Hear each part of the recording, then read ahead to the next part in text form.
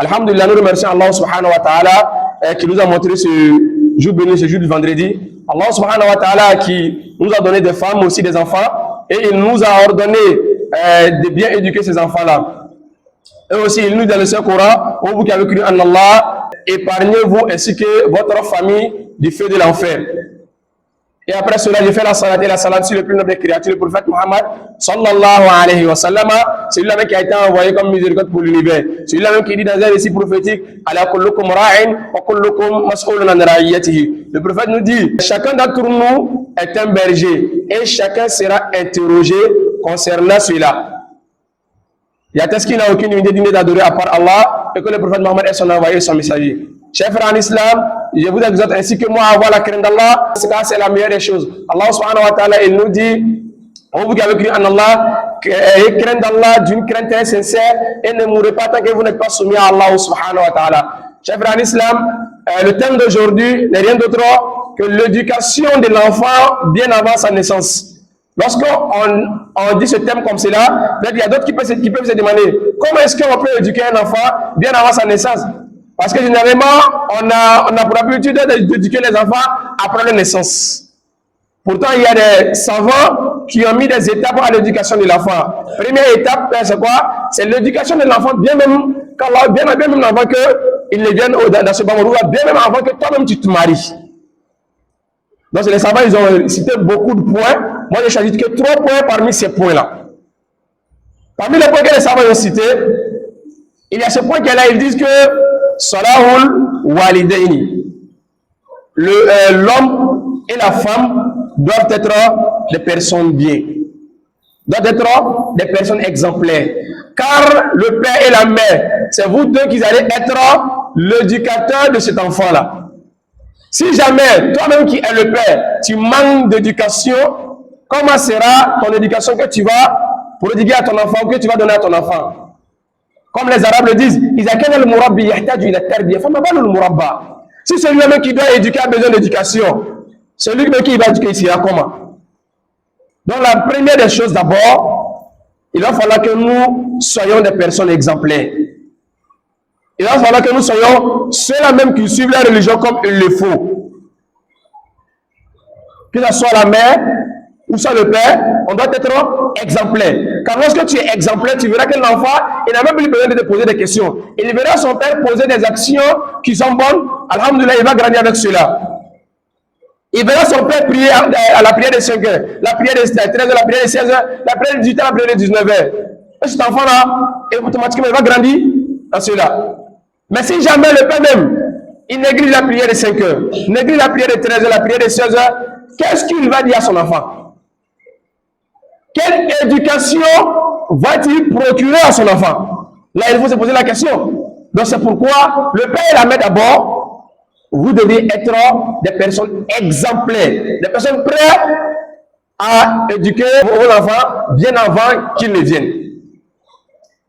Après ce premier point, le deuxième point, c'est de faire beaucoup de doigts, beaucoup d'invocations pour qu'Allah subhanahu wa ta'ala, il te donne la chance d'avoir de bons progénitures, il te donne la chance de tomber sur une bonne femme. Parce que quelle que soit ton expérience, quelle que soit ta vision, ce n'est pas ton intelligence, soit ta vision qui va te donner une bonne femme. Ça, c'est impossible. C'est Allah subhanahu wa ta'ala, dans sa grâce, qui t'accorde une bonne femme. Donc, bien avant d'entamer la procédure du mariage, tu te dois d'abord de faire beaucoup de doigts. Cela me rappelle le doigt qui est dans le Coran. Rabbana hab lana min azwajina wa zurriyyatina qurrata a'yunin waj'alna lil muttaqina imama. Dans cette doigt-là, Allah est en train de parler des personnes pieuses. Les personnes pieuses qui demandent à Allah subhanahu wa ta'ala des bonnes femmes et aussi des bons enfants qui seront les prunelles de leurs yeux. Et ils ont demandé encore qu'Allah subhanahu wa ta'ala fasse eux les dévanciers parmi les pieux. Cela me rappelle une histoire d'un grand savant qui a été interrogé un jour. On lui a demandé quel est ton secret.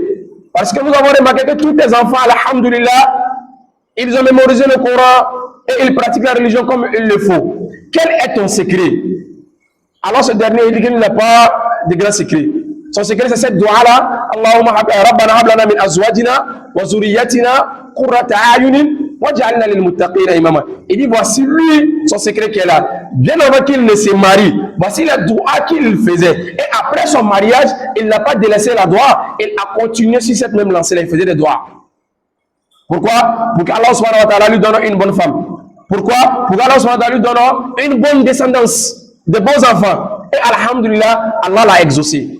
Moi et toi, est-ce que cela a été notre cas lorsqu'on a voulu se marier? Moi et toi, est-ce qu'on ne s'est pas laissé emporter par la beauté de cette dernière-là lorsqu'on a voulu se marier? Moi et toi, est-ce qu'on ne s'est pas laissé emporter par la richesse de la famille de cette dernière-là avant de s'engager? Généralement, c'est comme cela. C'est pourquoi le prophète alayhi salatu wa salam nous dit Tulkaw mar'atu li arba'atin. Il dit li jamaliha wa li maliha wa li hasabiha wa diniha. Idan fasfar bi zati din tarbat yadak. Le prophète alayhi salam nous dit généralement, lorsqu'on se marie à cause de 4 grandes choses. La première chose, c'est quoi? On peut marier cette dernière-là parce qu'elle est belle. Alhamdulillah, c'est une bonne chose. On peut marier cette dernière-là aussi parce qu'elle a de l'argent. On peut marier cette dernière aussi parce qu'elle vient d'une famille qui est pieuse. On peut marier cette dernière-là parce que dans la société, elle a un garant. On peut marier cette dernière aussi parce qu'elle a la religion. Voici ces 4 choses. Et après, en fin de compte, le prophète alayhi salam, quel est le conseil qu'il nous donne? Il dit fasfar bizati din. Il dit, je te conseille celle-là qui a la religion. Alors si marie celle-là qui a la religion, tu as tout gagné. Et il nous dit encore, tous ces hadiths qui sont venus du prophète alayhi salam, il nous demande de faire le choix. De faire le choix avant d'épouser. Voilà que nous, on se focalise sur une chose. Non. La meilleure des choses, c'est quoi? C'est celle-là qui a la religion. Car lorsque tu maries celle qui a la religion, elle va t'aider à mieux encadrer tes enfants. Quand on a une bonne compréhension et la mise en pratique. Ça, c'était le deuxième point. Le troisième point, c'est d'avoir une bonne femme. Parce qu'on parlait de droit, on est venu là-dedans. C'est d'avoir une bonne femme. Comme on l'a dit, le prophète a dit, la bonne femme, c'est qui? C'est celle-là qui aime la religion.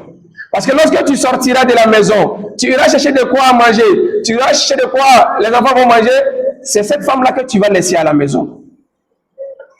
Donc automatiquement parlant, si cette femme-là, elle est mieux éduquée, si cette femme-là, elle aime la religion, elle va éduquer tes enfants, elle va les canaliser pour les mettre sur le chemin de l'islam.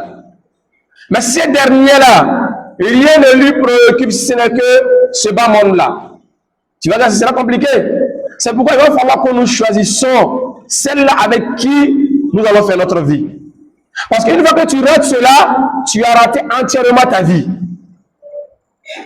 Et c'est pour ça qu'Allah subhanahu wa ta'ala, il éprouve quelqu'un qui va tomber sur une femme qui n'est pas beaucoup religieuse. Cela n'est pas un problème. Il y a la doigt qui est là. Fais beaucoup de doigts pour cette dernière-là. Il se pourrait que cette dernière-là, elle prend la droiture. Parce que ici, dans le Saint-Coran, il y a où Allah nous dit parmi les personnes qui étaient là, que sa femme n'était pas religieuse, il ne suivait pas ce qu'il disait. Mais à force de faire doigt pour cette dernière-là, Allah subhanahu wa ta'ala a fait qu'elle a vu la vérité, elle a suivi son mari. Donc, mieux choisir sa femme pour avoir des enfants qui sont bien éduqués. Bien vrai, tu peux courir derrière la beauté, mais n'oublie pas ce côté-là.